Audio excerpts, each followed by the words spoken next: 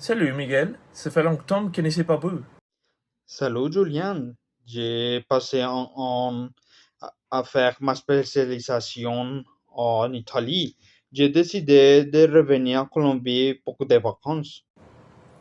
Et comment tu t'es senti pendant ce pénible? Au début, c'était des moments difficiles. Je n'étais pas habitué à ce changement de ne pas voir constamment ma famille et mes amis.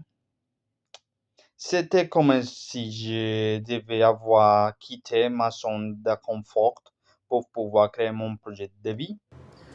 C'est génial. Quel est le plus grand défi de vivre seul dans un autre pays? Mon expérience, le problème n'a rien à voir avec la langue. C'est plutôt l'incertitude de ne pas savoir si tu aurais réussi dans ce pays. Si quelque chose t'est arrivé, tu n'aurais pas immédiatement quelqu'un de confiance pour t'aider.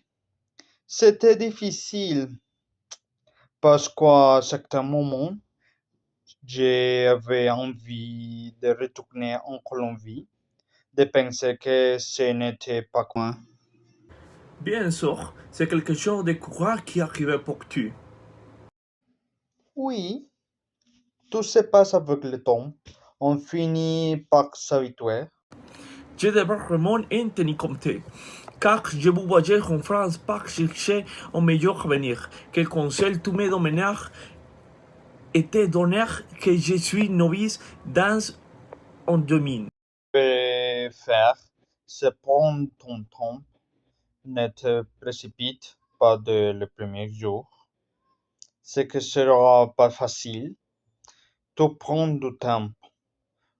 Quand je suis arrivé, je pensais qu'à partir du premier moment, je commencerai à mettre en pratique ce que j'avais appris à l'université. Mais ce n'était pas le cas. Ça me causait de la frustration. Car voyager pour être dans un autre pays, c'est comme tout recommencer à zéro. Quand tu voyages, ne te décourage pas, tout arrive à son temps. Ne t'inquiète pas si ça ne marche pas tout de suite. Tu te trouveras une façon de t'en sortir. Je vais vraiment en tenir compte pour mon voyage de l'an prochain. Merci beaucoup pour tes conseils. J'espère que ça aurait été super bien là-bas. Et si tu as besoin de quoi que ce soit, écris-moi. À bientôt. Au revoir, Julien.